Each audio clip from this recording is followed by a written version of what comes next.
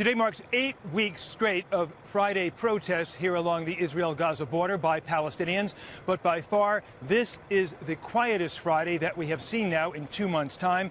Take a look over my shoulder. Off in the distance, you can see just perhaps a few thousand demonstrators along the border and a smaller contingent of an Israeli military presence. There are a number of reasons for the relative quiet. It is now in excess of 100 degrees here, and Muslims now observing Ramadan do not eat or drink during the day, and those conditions make it very difficult to hold mass protests.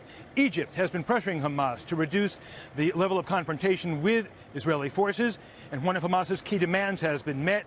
Egypt has agreed to keep open the main civilian border crossing for the entire month of Ramadan.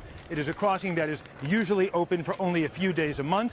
At Friday prayers today, the Hamas leader Ismail Haniyeh said some goals have been met, but he said that these protests are going to continue until Israel ends its blockade against Gaza.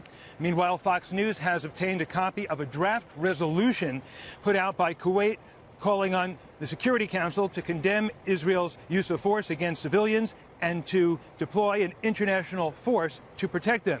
Israel's UN ambassador calls the Kuwaiti action support for Hamas's war crimes.